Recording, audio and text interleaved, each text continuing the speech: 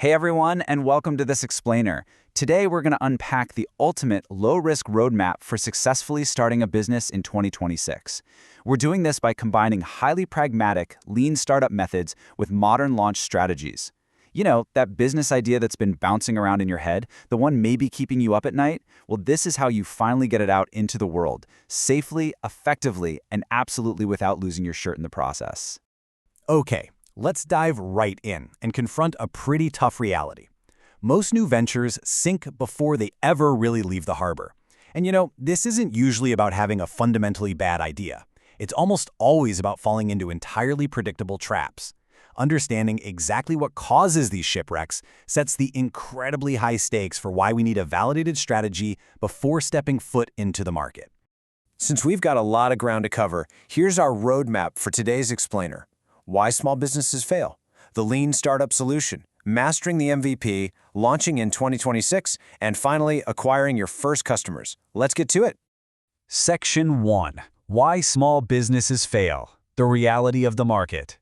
So what are the most common killers of new ventures?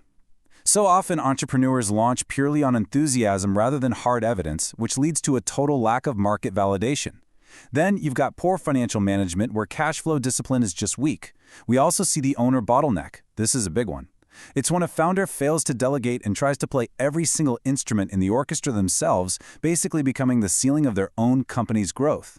Add in chasing the wrong, unprofitable customers and expanding way too fast, you've got a recipe for disaster. The crucial point here is that all these common failures share one major root problem: reactive management and jumping into the deep end without a truly validated business model. Moving right along to Section 2, the lean startup solution, engineering your success.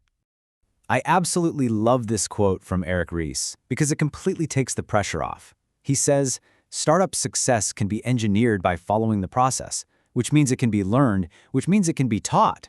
Think about that. This is fantastic news. You don't need some magical, elusive spark of genius. Instead of relying on a lucky break or just blind faith, you can use a scientific management process to continuously test your vision. And that brings us to the absolute bedrock of this entire method: validated learning. Instead of just guessing what people want, we run real-world experiments. Your primary goal is to prove that real people have a real problem, and most importantly, that they're actually willing to pull out their wallets to solve it. And you need to do this long before you invest your hard-earned money into building a finished, polished product. All right, Section 3, Mastering the MVP. Start small, learn fast. Say hello to your new best friend, the minimum viable product, or MVP. Think of this as the absolute simplest version of your product that lets you collect validated learning with the least amount of effort. Now, let's be clear, an MVP is not a fully polished business, and it is certainly not your grand final vision. No way. It's literally just a mechanism. It's an exciting tool to get your core idea into the hands of early adopters so you can gather honest, real-world feedback immediately. This right here is the engine that drives the whole shebang, the build, measure, learn feedback loop. First, you build that super simple MVP to solve one specific problem. Next, you measure how people react using actionable metrics. We're talking actual engagement or sales here, not vanity metrics like page views. Finally, you enter the most important phase. You learn from that data to decide if you should pivot, meaning change your strategy, or persevere on your current path. Every single iteration answers the fundamental question of whether a sustainable business can actually be built. It is wild to think about, but the tech giants we use every single day, they all started as incredibly basic MVPs. Jeff Bezos didn't launch the everything store back in 1994. He simply tested e-commerce with a basic garage bookstore. In 2006, Spotify didn't have a massive, flawless app. They just had a basic landing page running ads to test their streaming tech. And Uber? Back in 2008, it wasn't a slick mobile app at all. It was just a clunky iPhone-only SMS text service called Uber Cab in San Francisco. They all started exceptionally small so they could learn incredibly fast. Let's pivot to Section 4, Launching in 2026, Tactical Steps for the Modern Founder. Okay, so once you've validated your MVP, setting up your legal structure is absolutely crucial. Now, a sole proprietorship is very simple to start, but it leaves you with unlimited personal liability.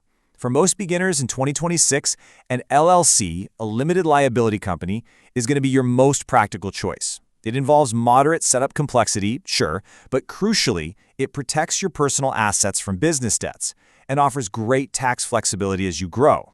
And hey, if you're stressing about funding, let's just bust a massive myth right now. You do not need huge capital to start a business today.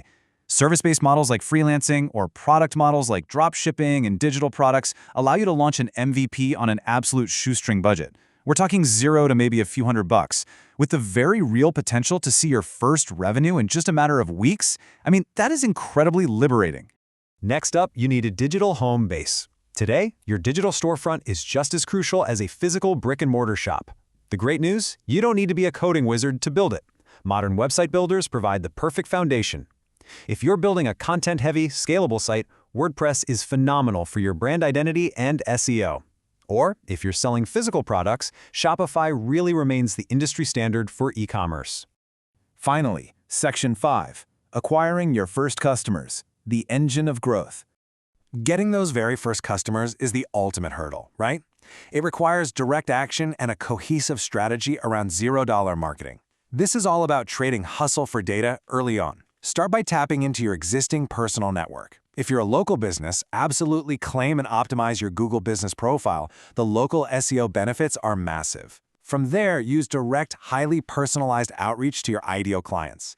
A really great strategy here is to offer early bird rates or even free trials in exchange for honest testimonials. Collecting that powerful social proof makes every single sale after that significantly easier. But here's the catch. Once you get that early traction and those first customers start rolling in, you must immediately transition out of survival mode and into scalable systems. Systematize before you scale. Use affordable automation tools like Zapier to eliminate all that repetitive manual work. Because if you don't automate and delegate, you're going to slip right back into becoming that very owner bottleneck we warned about at the beginning of this explainer. To wrap up this explainer, I've got a challenge for you. Stop guessing, stop planning endlessly in a vacuum, and start experimenting. What is the very first simple MVP you can build right now, today, to test your vision before you spend a single dollar? Get out there, talk to real people, and build your future. Thanks so much for joining.